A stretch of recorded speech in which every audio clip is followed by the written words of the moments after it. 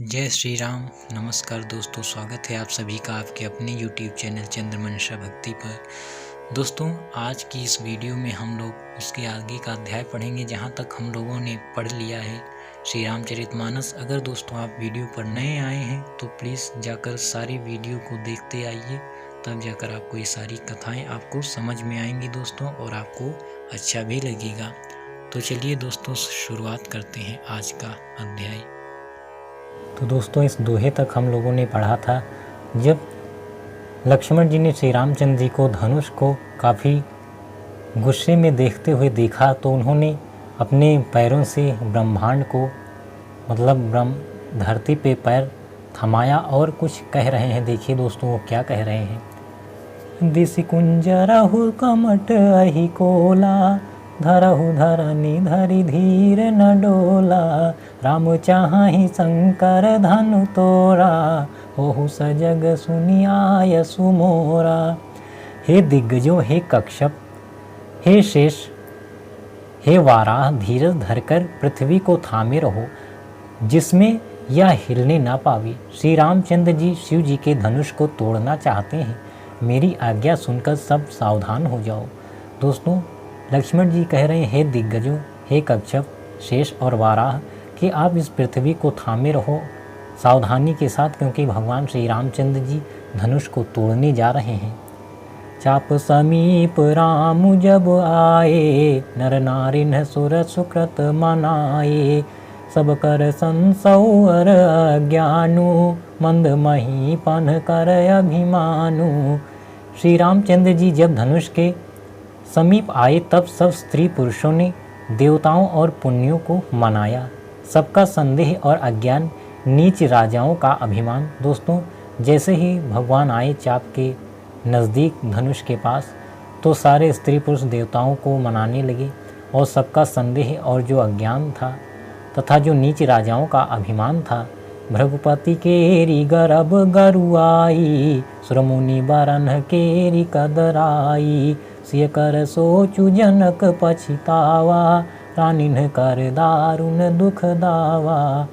परशुराम जी के गर्व की गुरुता, देवता और श्रेष्ठ मुनियों की कातरता भय, सीता जी का सोच, जनक का पश्चाताप और रानियों के दारुण दुख दावानल।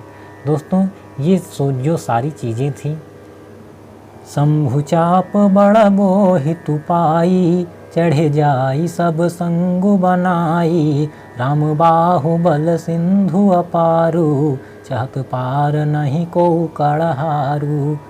ये सब शिव जी के धनुष रूपी बड़े जहाज को पार पाकर समाज बनाकर उस पर जा चढ़े। दोस्तों, जब ये जो सारा समाज था, इसका जो सोच था, जो अभिमान था, किसी का पश्चाताप था, किसी का दुख था, किसी का संदेह था, ये सब ने शिव रूपी धनुष को जहाज के रूप में पाकर सब समाज बनाकर उस पर चढ़ गए।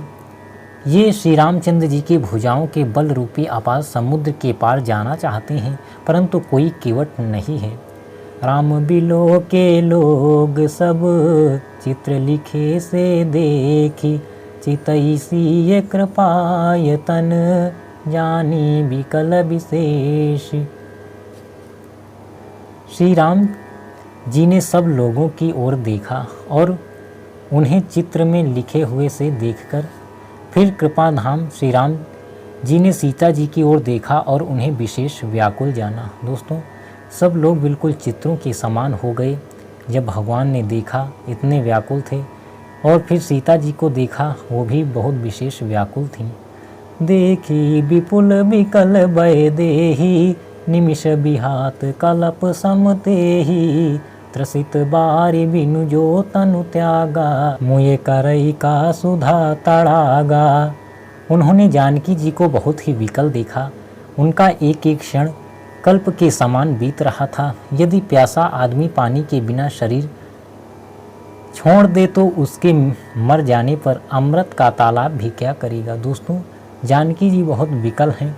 उनका एक एक क्षण, एक एक पल कल्प के समान, युग के समान बीत रहा है, और वो सोच रहे हैं कि अगर एक प्यासा आदमी जैसे पानी के बिना शरीर छोड़ दे तो उसके मर जाने पर अमृत का भी कोई तालाब क्या करेगा। का वर्षा सब कृषि सुखाने, समय चुके पुनि का पछिताने। अस जिय जान जान की देखी, प्रभु पुल के लखी प्रीति विशेषी। सारी खेती के सूख जाने पर वर्षा किस काम की, समय बीत जाने पर फिर पछताने से क्या लाभ। जी में ऐसा समझकर श्री राम जी ने जानकी जी की ओर देखा और उनका विशेष प्रेम लखकर वे पुलकित हो गए। दोस्तों, अगर कृषि सूख जाए उसके बाद वर्षा का कोई महत्व तो नहीं होता। समय बीतने पर पछताने से कोई फायदा नहीं है। जानकी जी की ओर देखकर भगवान ने ऐसा ही सोचा और उनको विशेष विकल देखकर भगवान पुलकित हो गए। गुरहि प्रणाम मन ही मन कीन्हा, अति लाघव उठाई धनु लीन्हा। दमके उदामिनी जिमि जब लयऊ, पुनि नभ धनु मंडल सम भयऊ। मन ही मन उन्होंने गुरु को प्रणाम किया और बड़ी फुर्ती से धनुष को उठा लिया। जब उसे हाथों में लिया तब वह धनुष बिजली की तरह चमका और फिर आकाश में मंडल जैसा मंडलाकार हो गया। दोस्तों, भगवान ने मन ही मन गुरु को प्रणाम किया और बड़ी ही फुर्ती के साथ धनुष को उठाया, हाथ में लिया। तब वह धनुष बिजली की तरह चमका और फिर आकाश में मंडल की तरह मंडलाकार हो गया। लेत चढ़ावत खैंचत गाढ़े, काहू न लखा देख सब उठाढ़े। तै छन राम मध्य धनु तोरा, भरे भुवन धुनि घोर कठोरा। लेते चढ़ाते और जोर से खींचते हुए किसी ने नहीं लखा, अर्थात कोई नहीं देखा। अर्थात ये तीनों काम इतनी फुर्ती से हुए कि धनुष को कब उठाया, कब चढ़ाया और कब खींचा इसका किसी को पता ही नहीं लगा। सबने श्री राम जी को धनुष खींचे खड़े देखा। उसी क्षण श्री राम जी ने धनुष को बीच से तोड़ डाला। भयंकर कठोर ध्वनि सब लोग भर गई। दोस्तों, भगवान ने कैसे धनुष को उठाया, चढ़ाया, खींचा, उसकी प्रत्यंचा, लेकिन ये सब इतनी जल्दी हुआ कि किसी ने देखा ही नहीं। और उसी समय भगवान ने धनुष को बीच से तोड़ा और भयंकर ध्वनि हुई पूरे नभमंडल में, त्रिलोक में। भरे भुवन घोर कठोर रौ रवि, बाजी तजी मारगु चले। चिकरहि दिग्गज डोल महियहि, कोल कुरुम कल मले।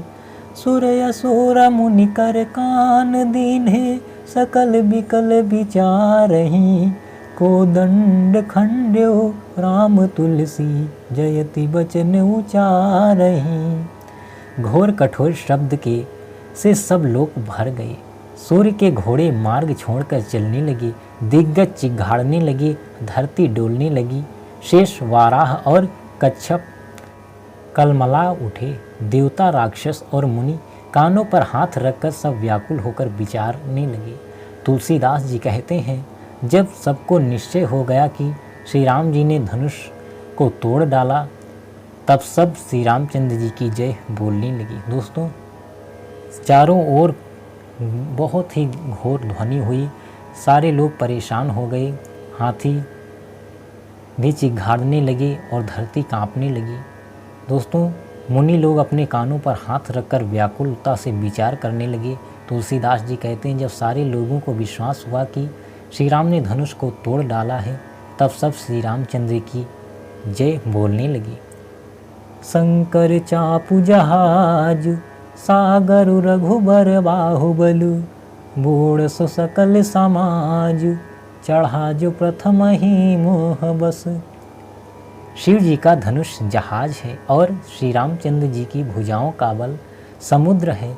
धनुष टूटने से वह सारा समाज डूब गया जो मोहवश पहले इस जहाज पर चढ़ा था, जिसका वर्णन ऊपर आया है। दोस्तों, शिव जी का जो धनुष है वो जहाज है और श्री रामचंद्र जी की भुजाओं का बल ही समुद्र है। दोस्तों, धनुष के टूटने पर सारा समाज डूब गया जो मोहवश पहले इस जहाज पर चढ़ा था। अर्थात दोस्तों, जब पहले जो समाज था, जिसका संदेह था, भय था, संताप था, ये सब जो जहाज पर बैठा था, अब धनुष के टूटने पर ये सब समाज समुद्र में डूब रहा है। दोस्तों, डूब गया। जो मोहवश पहले जहाज़ पर चढ़ा था। तो यही बताया गया है दोस्तों। तो आज के इस अध्याय में हम लोग यहीं तक पढ़ेंगे। आशा करता हूँ आप लोगों को समझ में आ रहा होगा। तो आप बने रहिए हमारे साथ और करते रहिए श्री रामचरितमानस पाठ। जय श्री राम।